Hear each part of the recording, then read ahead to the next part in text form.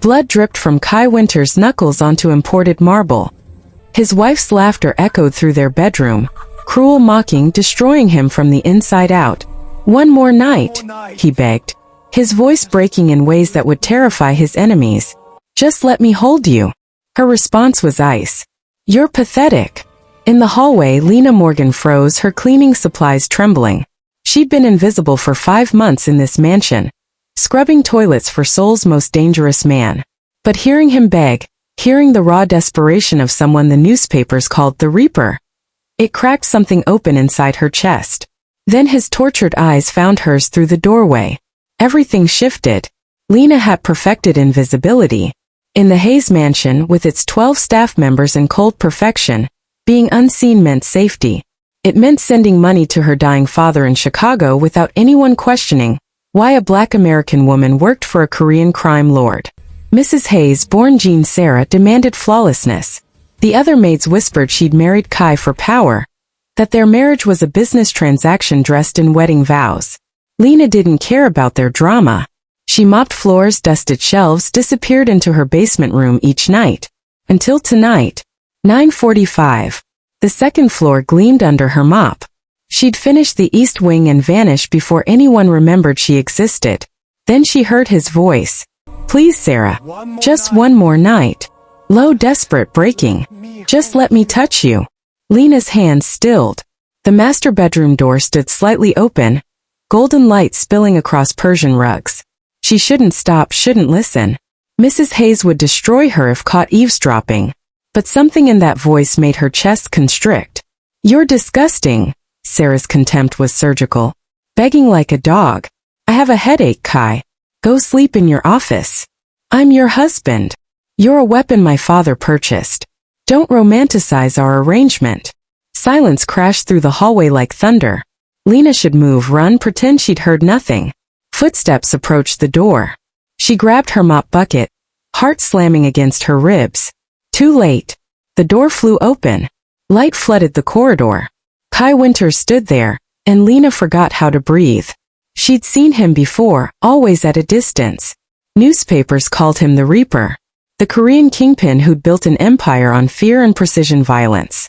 40 years old, untouchable, lethal. They never mentioned how devastating he was up close, or how broken. His black hair fell across his forehead, disheveled. His white shirt hung open, revealing golden skin and the edge of a dragon tattoo that curved across his collarbone.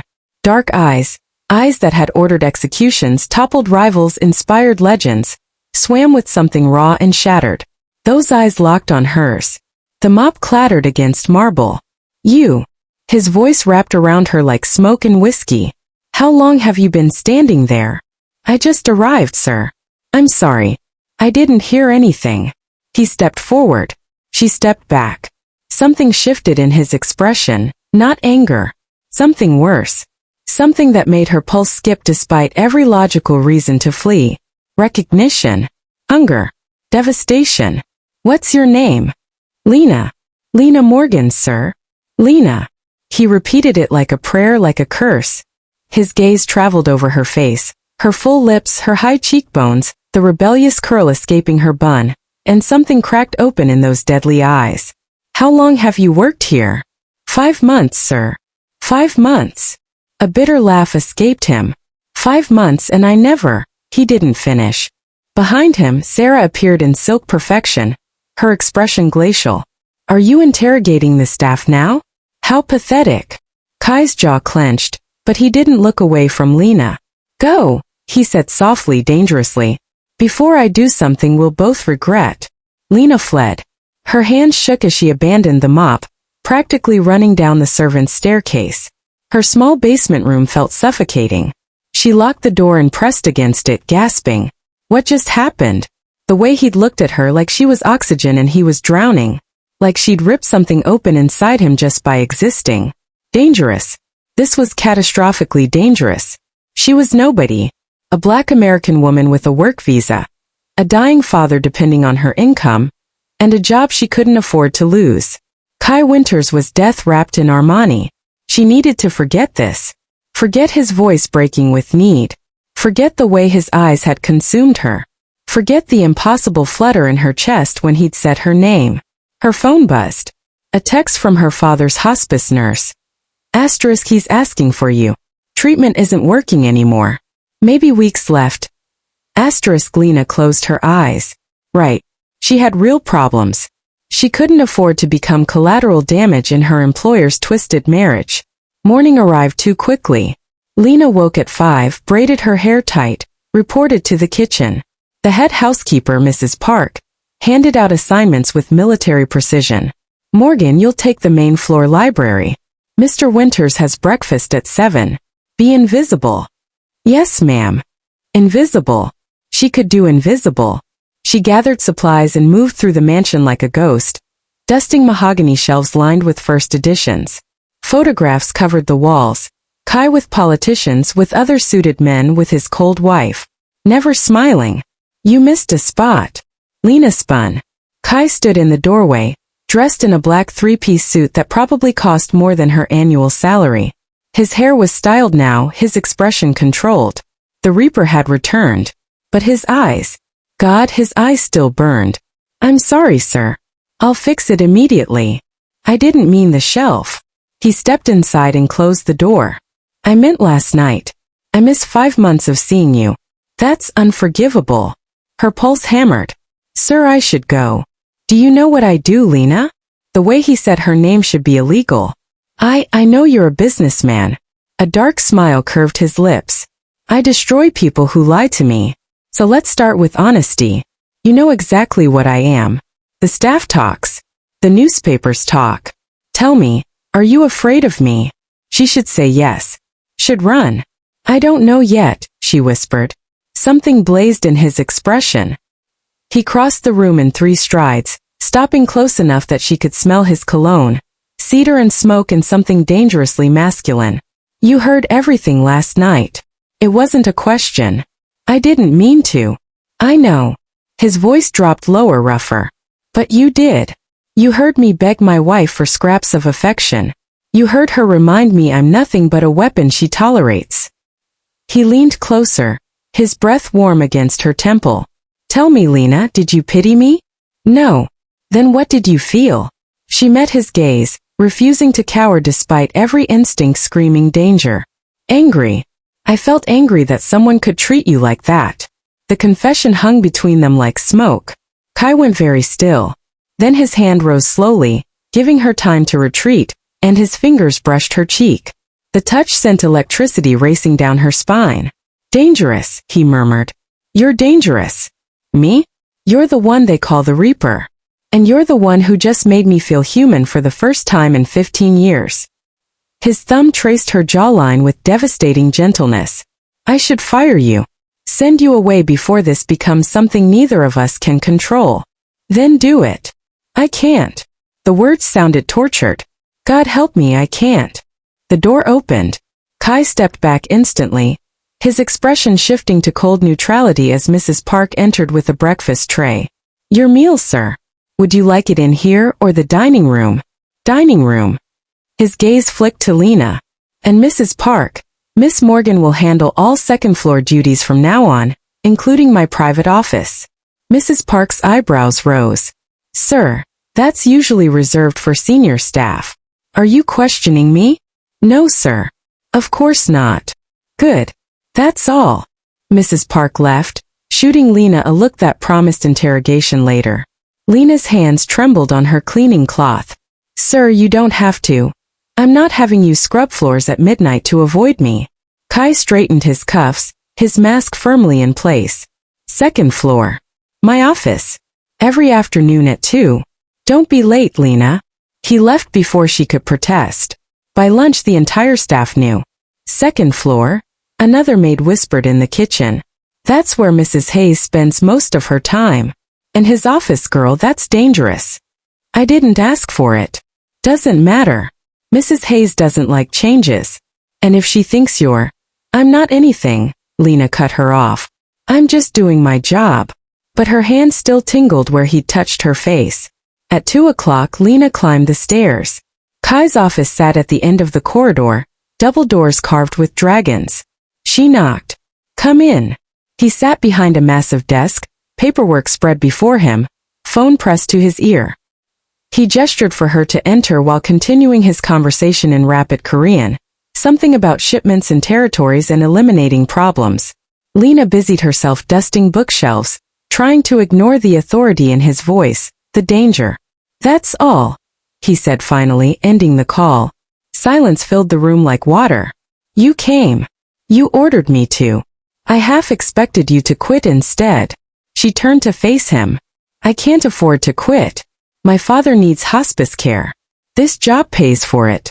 Something shifted in his expression, softening. Your father is sick? Pancreatic cancer. Stage 4. He has maybe weeks left and I need to see him before. Her voice cracked. The treatment is expensive. Kai set down his pen. What kind of cancer? Does it matter? I know doctors. The best oncologists in Seoul and Chicago. I could arrange. No. The word came out sharper than intended. Thank you, but no. I don't need charity. It wouldn't be charity. Then what would it be? He stood rounding the desk with predatory grace. Insurance. Making sure you don't disappear because you can't afford to stay. Her breath caught. Sir, Kai. When we're alone, call me Kai. That's not appropriate. Neither is what I'm feeling right now. He stopped in front of her, close but not touching. You want honesty? Here it is.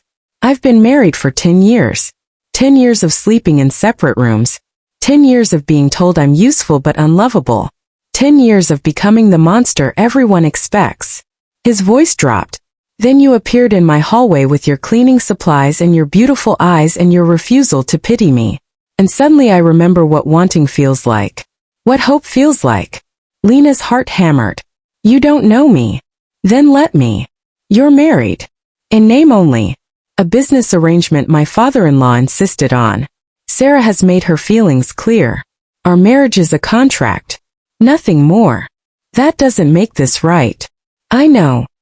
He reached up, tucking that rebellious curl behind her ear. But I'm not asking you to fix my marriage, Lena. I'm asking you to let me be human around you. Just let me see you, talk to you. Remember what it's like to want to be better instead of just more powerful. She should say no. Should run. One question, she whispered. If I say yes to whatever this is, will you protect me from the consequences? With my life. The conviction in his voice made her believe him. Okay. The next 2 weeks blurred together like a fever dream. Every afternoon at 2, Lena cleaned Kai's office while he worked. They talked about her childhood in Chicago, about his youth training under his father's brutal regime, about books and music and dreams they'd both abandoned. He never touched her inappropriately, but the tension built like a storm gathering strength. You're beautiful when you laugh, he said one afternoon, watching her giggle over a story about her college roommate. Do you know that? Her smile faded. Don't. Don't what? Look at me like that. Like I'm something precious. I'm your maid. You're everything. The words hung heavy between them. And I'm trying so damn hard to be honorable about this, Lena. But every day it gets harder. Every time you walk into this room, I want to lock the door and keep you here. Safe. Mine. I'm not yours. Not yet. That evening, Sarah summoned her. Lena stood in the woman's private sitting room, hands clasped, while Sarah examined her like an insect under glass. You've been spending time with my husband. I clean his office, ma'am. Don't play stupid. The staff talks. He requested you specifically. He watches you. Sarah's cold smile made her beautiful face ugly. Do you think I'm blind? Lena's pulse raced. Mrs. Hayes, I promise nothing inappropriate. I don't care if you're sleeping with him. Sarah laughed. Kai has needs. I've always known he'd find outlets. But you. She laughed again, crueler. A black American maid? How desperate has he become? The casual racism hit like a slap. I'll request a transfer, Lena said quietly, her hands clenched. Different floor. I don't want trouble. Too late. You are trouble. Sarah leaned forward. But here's what's going to happen. You'll continue your duties. You'll let him have his little fantasy. And when he gets bored, which he will, you'll disappear quietly. No drama, no demands, no crying to tabloids. Do that and I'll make sure you're compensated. Refuse and I'll have you deported before dawn. Your father will die alone. Lena's throat tightened. I understand. Good. You're dismissed. She didn't tell Kai about the conversation immediately. What would she say? That his wife gave permission for an affair? That Sarah saw her as so beneath them both she didn't even register as a threat? Instead, Lena tried to pull back. She kept conversations professional, avoided eye contact, built walls. Kai noticed within a day. What happened? He demanded one afternoon, catching her wrist as she tried to leave early. You've barely said 10 words all week. Nothing happened. Liar. His grip gentled but didn't release. Talk to me. Sir. Say my name. Kai, I can't do this. The words burst out. Whatever this is, I can't. You're married. I'm nobody. This ends badly for me no matter what. His jaw tightened. Did Sarah threaten you? Her silence answered. What did she say? It doesn't matter. Tell me. Command filled his voice, the Reaper returning in full force. Now. So she told him. Every word, every casual cruelty, every threat against her dying father. By the end, Kai's expression had gone terrifyingly blank. Stay here, he said quietly, releasing her wrist. What are you going to do? What I should have done years ago. He left. Lena heard the shouting from 2 floors down. The entire staff heard it. Kai's voice, cold and final, delivering ultimatums in Korean and English. Sarah's sharp responses. Breaking glass. Slamming doors. Then silence more terrifying than the noise. Footsteps approached. Kai appeared in the office doorway, his knuckles bloody, his tie loosened. Pack your things. What? Not everything. Just what you need for tonight. I'm moving you to the guest house. As of now, you're under my direct protection. Anyone who threatens you threatens me. Kai, you can't just. I filed for divorce an hour ago. My lawyers are drawing up papers. Sarah's father will retaliate, which means war is coming. His voice was steel wrapped in velvet. And I will burn this entire organization to ash before I let anyone hurt you. So pack. Now. Please. The please broke her. Lena crossed the room and took his damaged hands in hers, feeling his knuckles split and bleeding. You're insane. Probably. He pulled her close, resting his forehead against hers. But I'm done pretending I can live without you. I've existed in darkness so long I forgot what light looked like. Then you appeared. And I can't go back, Lena. I won't. People will die because of this. They were already dying. My world runs on blood. His lips brushed her temple, not quite a kiss. Promise.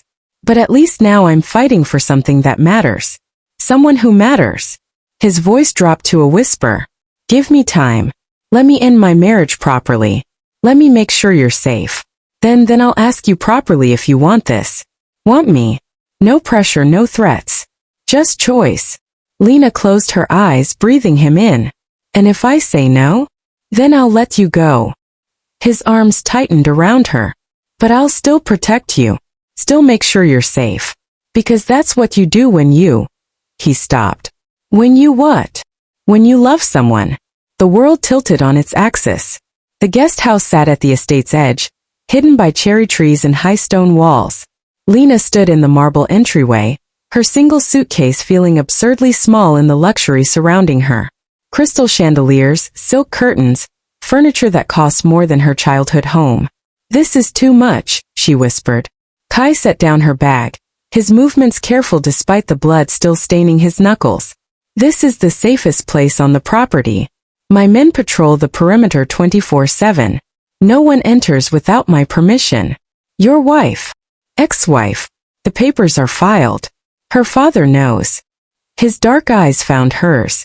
By morning, half of Seoul's underworld will know I chose a woman over a strategic alliance. His jaw clenched. They'll come for you, Lena. To punish me, to prove I'm weak. I need you here where I can protect you. Her chest tightened with something between fear and wonder. You're really doing this. I already did it.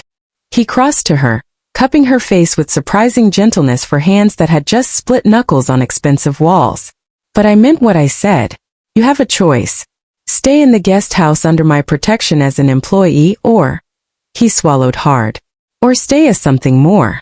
When you're ready. If you're ever ready. Kai, don't answer now. Just let me keep you safe. Please. The vulnerability in his voice undid her. Lena rose on her toes and pressed a soft kiss to his jaw, tasting salt and something uniquely him. Okay. His breath caught. Okay to keeping you safe? And maybe, she pulled back to meet his gaze. Maybe teach me about your world. Who you really are beyond the monster everyone fears. Something blazed in his expression, raw and unguarded. You already see me, Lena. That's the problem. You see everything I've tried to hide. That night sleep refused to come. Lena lay in a bed larger than her entire basement room, staring at ceiling moldings that probably cost more than a car, her mind racing in circles. What had she done?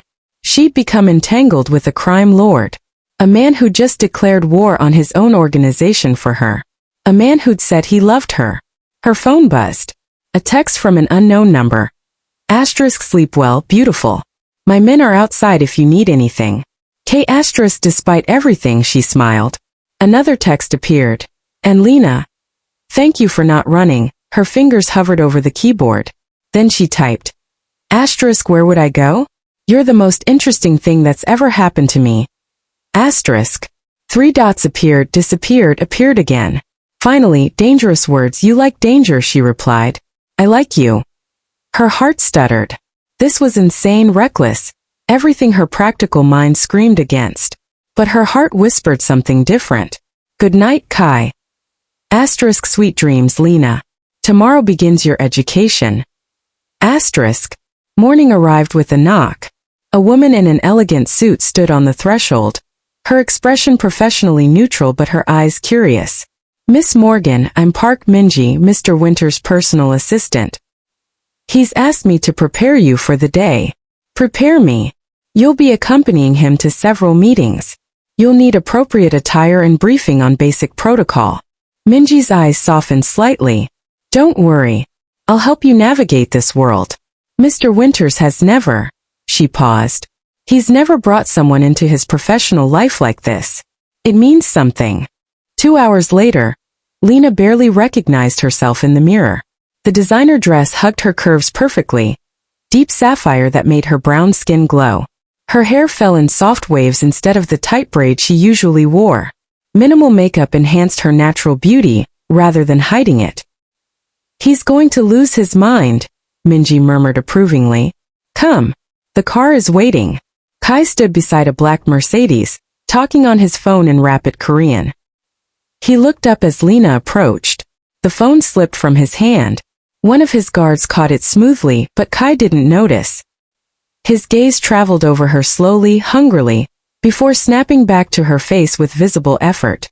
You're trying to kill me, he said roughly. Heat flooded her cheeks. Minji chose the dress. Minji deserves a raise. He closed the distance between them, his hand settling possessively on her lower back, burning through the thin fabric. But we need rules, Lena. Because looking at you like this makes me want to cancel every meeting and lock us both in that guest house for a week. What kind of rules? In public, I'm your employer. Professional, controlled. His thumb traced small circles against her spine, making her shiver. In private, his voice dropped. In private, I'm the man who can barely breathe when you're near. Can you handle that? A dark smile curved his lips. We're about to find out. The first meeting took place in a luxury hotel's private conference room. 6 men in expensive suits sat around a table, their expressions ranging from curious to hostile. Lena recognized the setup immediately. A power play. They wanted to see Kai's weakness, to measure his new vulnerability. Gentlemen, Kai said smoothly, pulling out a chair for Lena before taking his own seat. Let's begin. For the next hour she watched him transform. The gentleman who'd held her face tenderly disappeared. In his place sat the Reaper, cold, calculating, absolutely lethal. He negotiated territory disputes with surgical precision, made threats that sounded like polite suggestions, reminded everyone in the room exactly why he controlled half the city. But every few minutes his gaze would flick to her. A silent check-in. Are you okay? Do you need to leave? She stayed. Learned. Watched him command respect through sheer force of will. Your woman is very quiet, one man said in English, his tone mocking. Does she speak, Winters, or is she just decoration? The temperature in the room dropped 10 degrees. Kai's expression didn't change, but something deadly entered his eyes. Would you like to repeat that question, Park? His voice was silk over steel. I want to make sure I heard correctly before I respond. Park's smirk faded slightly. I meant no disrespect. You implied Miss Morgan is an object. Decoration. Kai leaned back in his chair with predatory calm. Would you prefer I treat your wife the same way? Perhaps invite her to my next meeting as, what did you call it? Decoration. Winters. Apologize to her. Not me. Silence crashed through the room like a tsunami. Park's face flushed red, but he turned to Lena, humiliation burning in his eyes. My apologies, Miss Morgan. I spoke carelessly. Apology accepted, Lena said quietly, meeting his gaze steadily. And for your information, I stay quiet because I'm learning. Not because I have nothing to say. Kai's hand found hers beneath the table. Squeezed once. Pride, that squeeze said. Pure pride.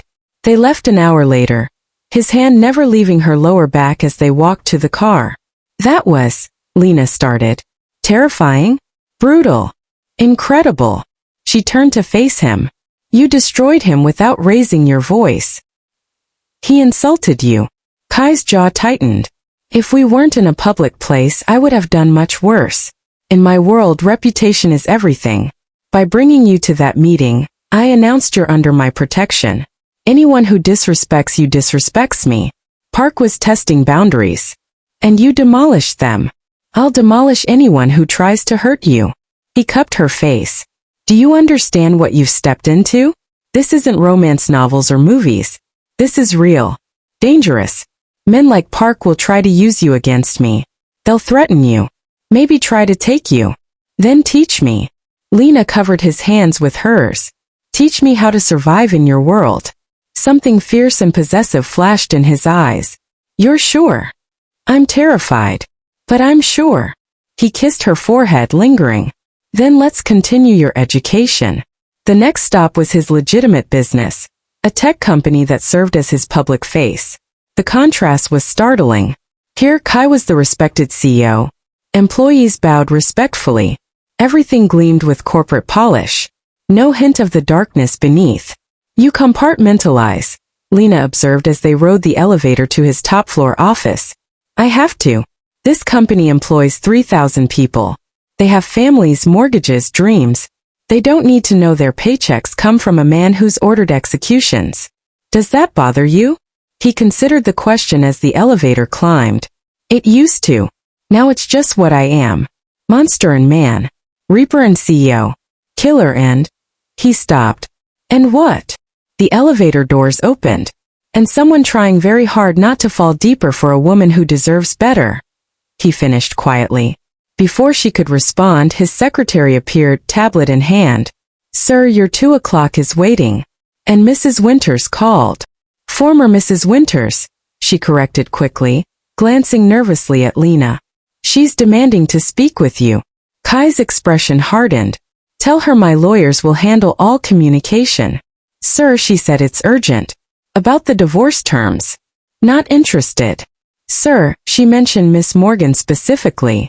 Everything in him went still. Dangerous. What exactly did she say? The secretary glanced at Lena again, clearly uncomfortable. That Miss Morgan should be careful. That accidents happen to women who don't know their place. The air turned to ice.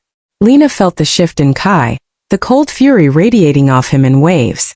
Get legal on the phone, he said, his voice deadly calm. I want a restraining order filed within the hour. And send security to the main house. If Sarah goes anywhere near Lena, I want to know immediately. Yes, sir. He turned to Lena, his mask slipping to show pure fury beneath.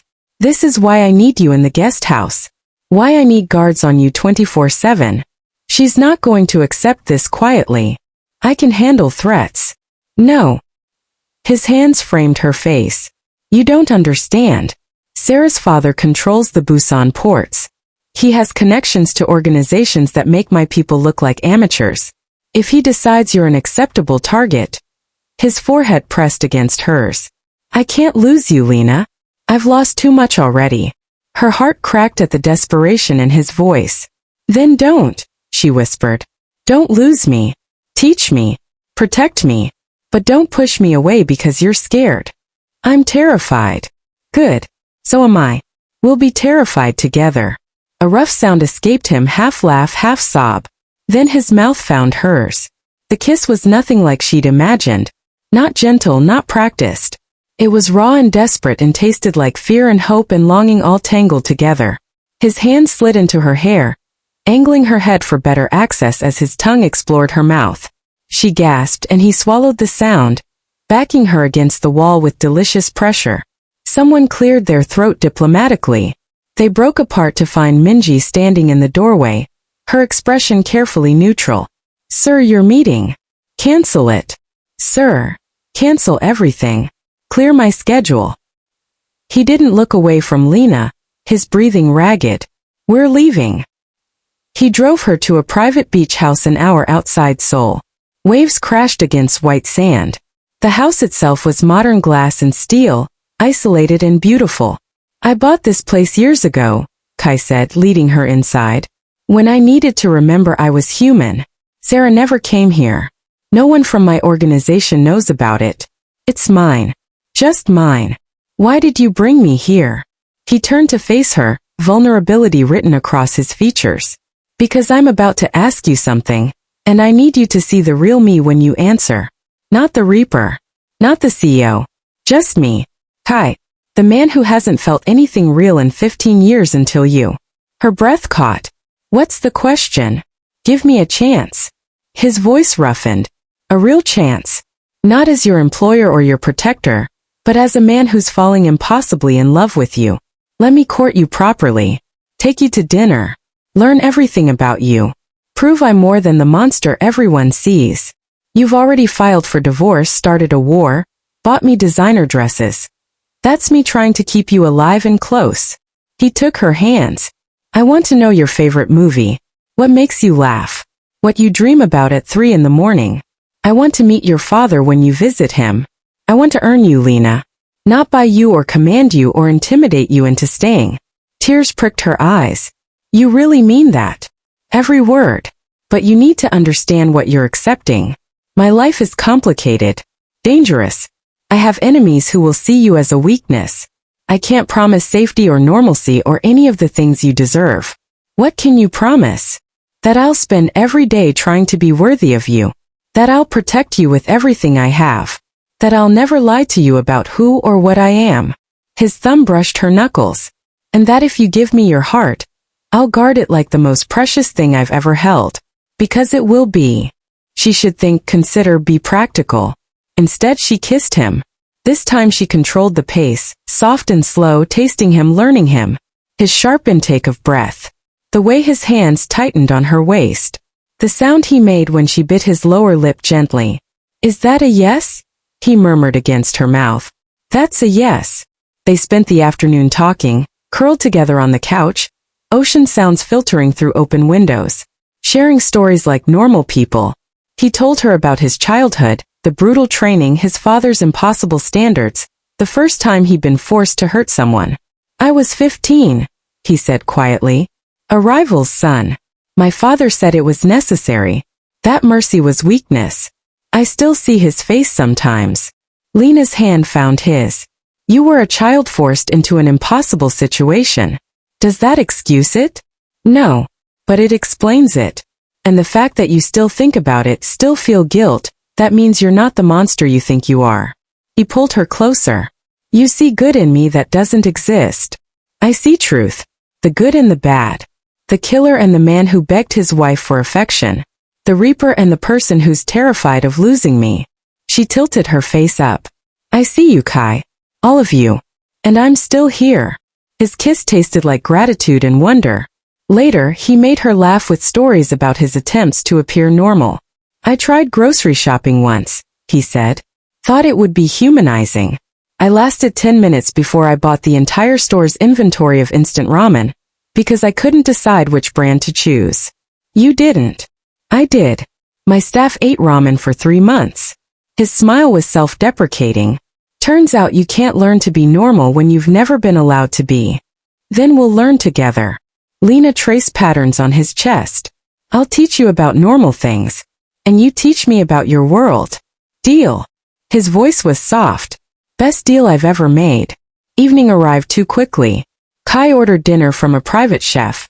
Korean barbecue that made Lena moan with pleasure. He watched her eat with undisguised fascination. What? She asked, suddenly self-conscious. You enjoy things fully. No pretense, no hiding. His eyes darkened. It's incredibly attractive. Heat flooded her skin. Stop looking at me like that. Like what? Like you want to devour me. I do. He leaned closer. But I'm trying to be a gentleman. Court you properly. Which means not pushing too fast. Even though every instinct I have is screaming to make you mine in every way possible. Her breath hitched. What if I don't want you to be a gentleman? His control visibly frayed. Lena, I'm not saying tonight or even soon. But don't treat me like I'm fragile. I'm not. I'm a woman who knows what she wants. And I want you to stop holding back because you think I can't handle your intensity. Something primal flashed in his eyes. You have no idea what you're asking for. Then show me.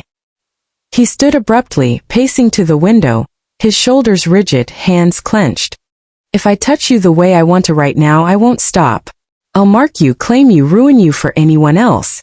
And tomorrow, when reality crashes back, you'll realize you made a mistake with a monster. Lena rose and crossed to him, her hand sliding up his back, feeling tension coiled like a spring ready to snap. I'm not afraid of your intensity.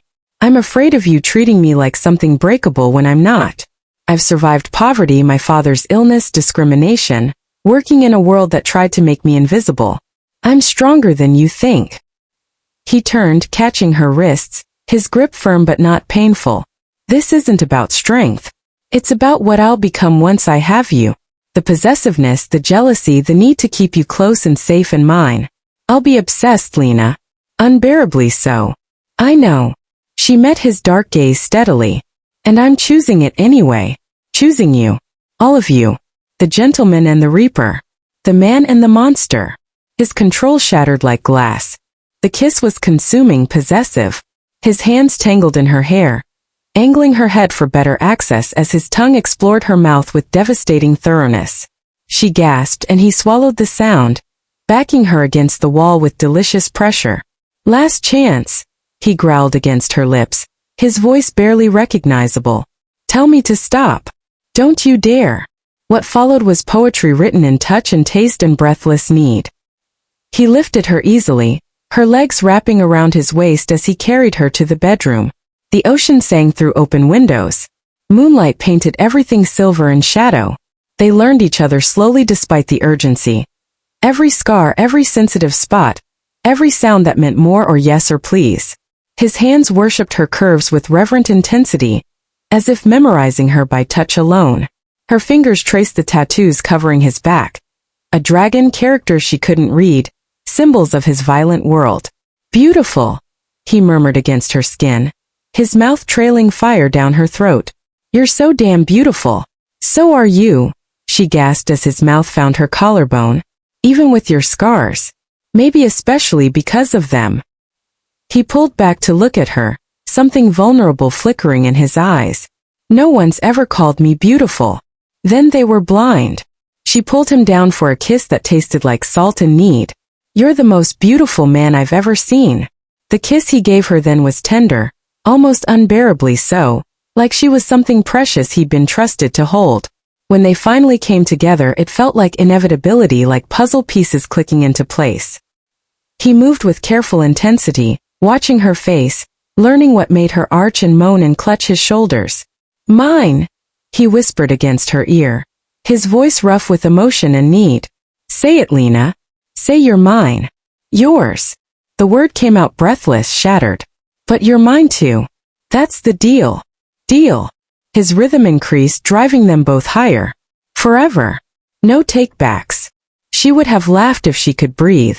Instead, she pulled him down for a kiss as pleasure built and finally shattered through them both, leaving them gasping and trembling and complete. Afterward, they lay tangled together, heartbeat slowly returning to normal. Kai held her like she might disappear, his face buried in her hair, one hand splayed possessively across her stomach. "Tell me this is real," he murmured. "Tell me I didn't dream you." "Very real." Lena traced lazy patterns on his chest, feeling his heart hammering beneath her palm. "And probably very complicated come morning." "Morning can wait." He kissed her temple, her cheek, her lips with devastating gentleness. "For now, let me just hold you." She smiled against his skin. "Okay." "Lena." His voice was softer now, vulnerable in the darkness. "Thank you." "For what?" "For seeing me. For choosing me. For not running when every logical bone in your body probably screamed to." He tightened his arms around her. "For making me want to be better instead of just more powerful. Thank you for being worth the risk." She tilted her face up to kiss his jaw. "For protecting me. For letting me see the man behind the monster." They drifted to sleep like that, wrapped around each other, temporarily safe from the world waiting outside. Reality arrived at dawn with the shriek of Kai's phone. He groaned, reaching for it without disturbing Lena still sleeping against his chest. The message made him go rigid. Asterisk urgent. Sarah's father making moves. Meeting at noon. Minji asterisk. Another text followed immediately. Asterisk he knows about the beach house. Security compromised. Asterisk. Every protective instinct roared to life. Kai carefully extracted himself from the bed, tucking blankets around Lena's sleeping form. He texted back with controlled fury. Asterisk send a security team now. And prepare for war. Asterisk. He'd known this was coming. Known that choosing Lena over the alliance with Sarah's family would have consequences. But seeing it spelled out in cold text made his blood run ice. They'd found his sanctuary, the one place he'd thought was truly his, which meant nowhere was safe anymore. Lena woke to find Kai dressed, standing at the window with his phone pressed to his ear, tension radiating from every line of his body. "I don't care what his terms are," he said coldly in Korean. "Tell Jin-woo that if he wants war, I'll give him war. But if he touches her..." His voice dropped to something deadly. "If he so much as looks at her wrong, I'll burn Busan to the ground and dance in the ashes." A pause as he listened. "No. Move her to the safest location we have." Another pause. "Yes, I'll be there in 2 hours." He ended the call and turned to find her sitting up, blankets clutched to her chest, fear and understanding warring in her eyes. "How bad?" she asked quietly. His jaw tightened. "Sarah's father knows about this place. About us. He's calling an emergency council meeting, essentially putting me on trial for breaking the alliance." "What does that mean?" "It means every family head and soul will decide if I'm still useful, or if I've become a liability." He crossed to sit beside her, taking her hands in his. "Lena, I need to take you somewhere safer. A secure location with my most trusted men. Just until I handle this." Fear clawed at her throat. "You're going alone." "I have to. This is my world. My consequences." His thumb brushed her knuckles. "But I need to know you're protected. Please don't fight me on this. What if something happens to you?" "It won't." "Kai." "It won't," he repeated firmly, fiercely. "Because I'm coming back to you. I didn't find you just to lose you to politics and pride." He pulled her close, his forehead resting against hers. "Trust me. Please." She wanted to argue, to demand she stay by his side. But the fear in his eyes, the genuine terror of losing her, made her relent. "Okay. But you come back. Promise me." "I promise." His kiss was deep, desperate, tasting like goodbye even though he swore he was coming back. "With my life, I promise." An hour later, 3 black SUVs arrived at the beach house. Kai's security team moved with military precision, surrounding the property while Minji briefed him in rapid Korean. Lena dressed quickly in the clothes they brought, practical jeans, a sweater, running shoes. Preparing for what? Running. Fighting. "Miss Morgan."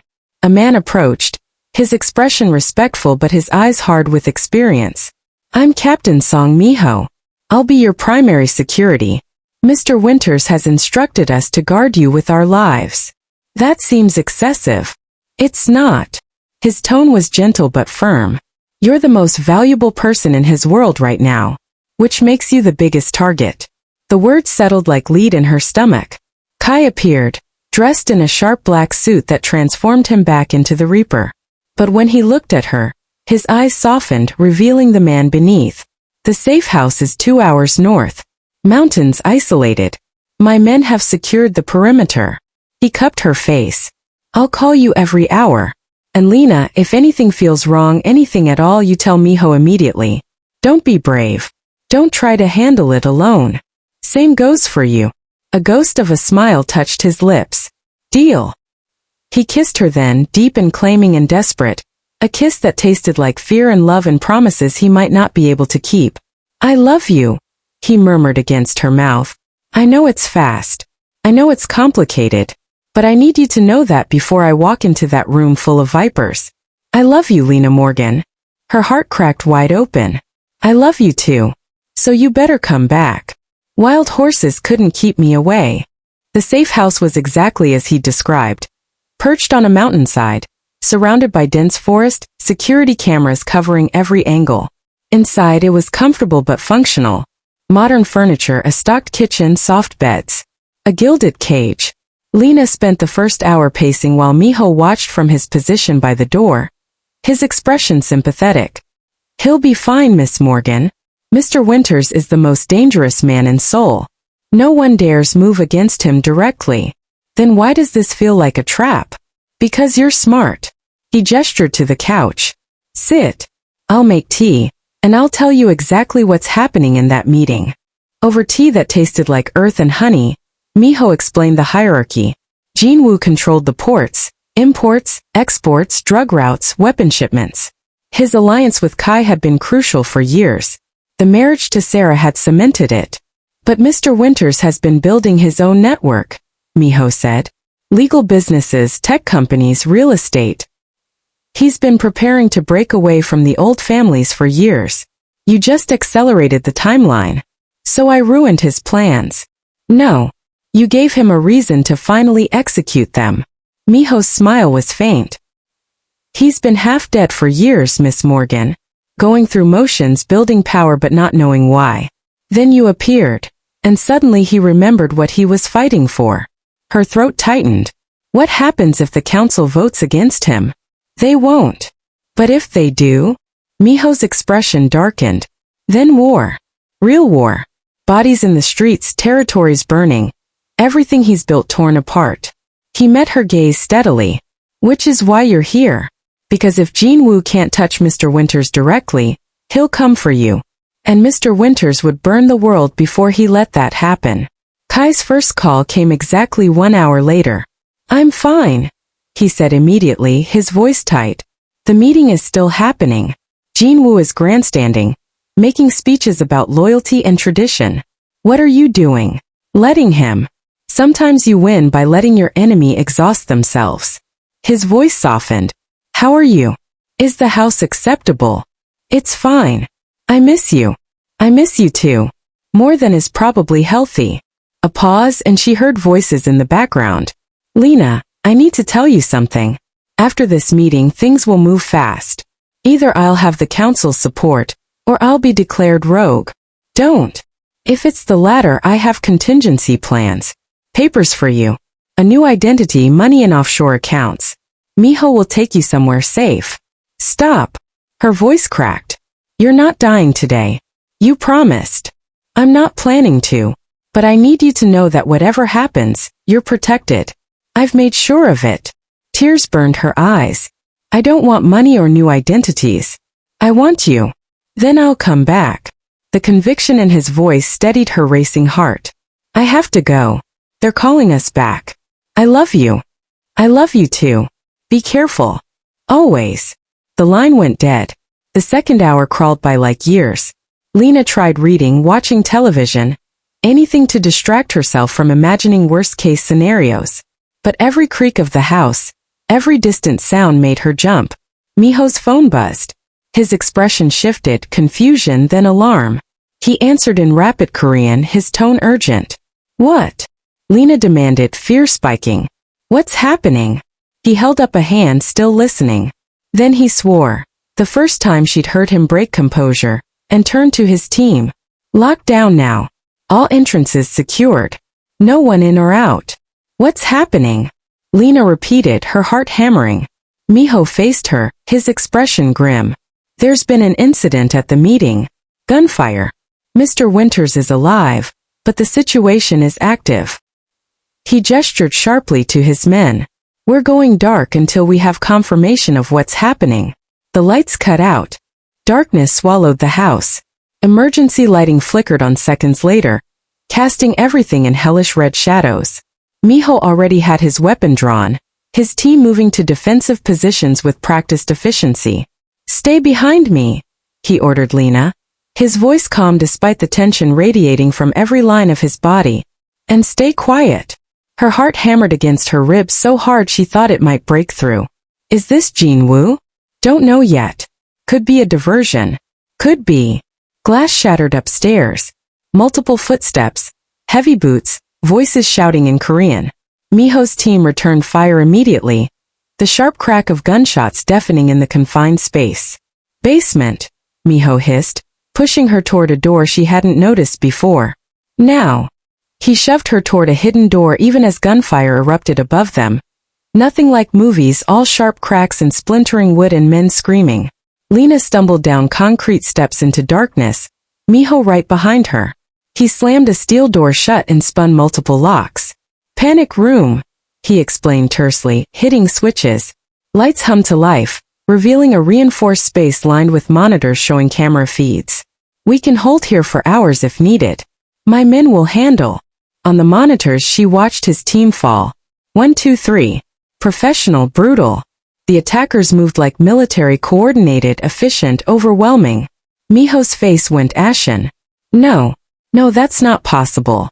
Those are. He grabbed his phone, dialing frantically. No signal. He tried the radio. Static. Who are they? Lena whispered, her voice barely audible over the blood rushing in her ears. Professionals. Not Jin Woo's usual thugs.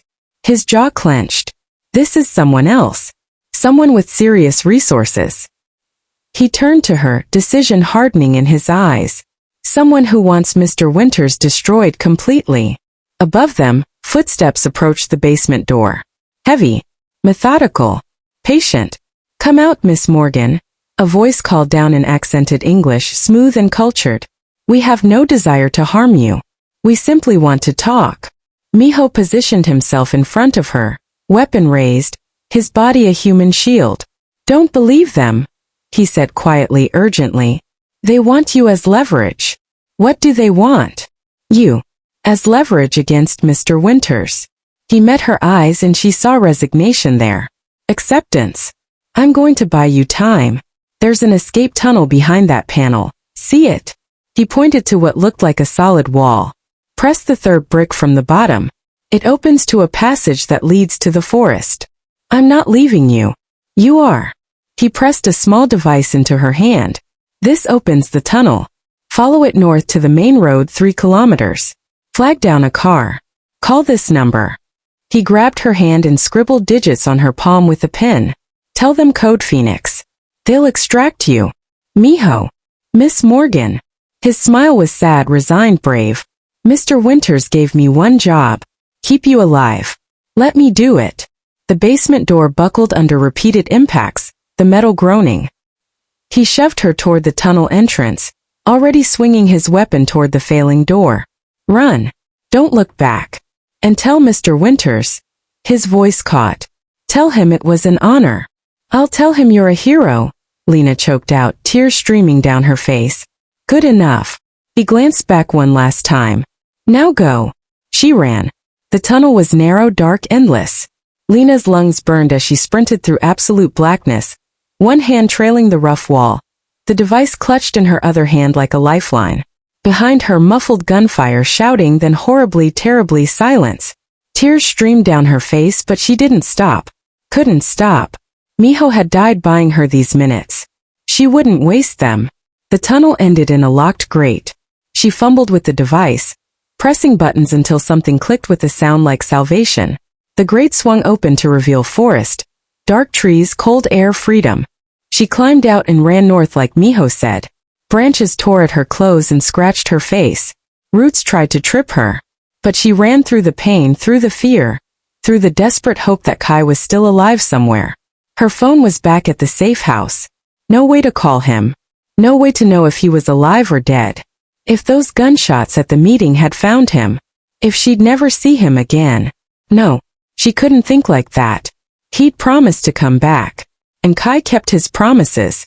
She just had to survive long enough to see him again. The highway appeared like a miracle sent from heaven.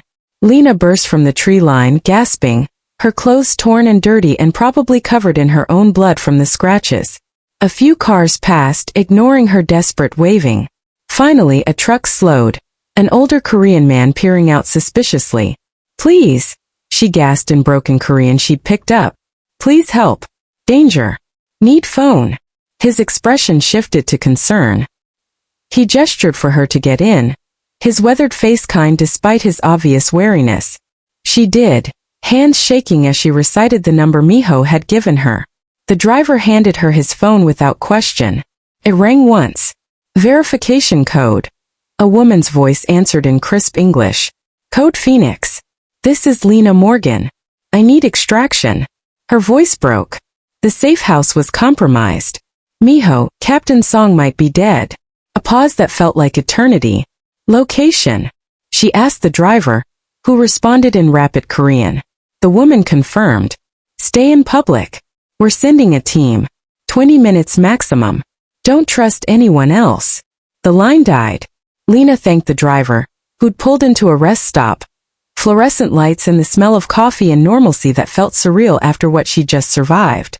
She stumbled into the building, collapsing into a booth near the window where she could watch the parking lot, where she could see if anyone came for her, where she could fall apart without witnesses. Her hands shook. Her breath came in gasps, and all she could think was, "Please let Kai be alive. Please, don't miss what happens when Kai discovers the attack. If you're not ready for rage and revenge and desperate reunions, maybe skip the next part." Kai's phone finally had signal.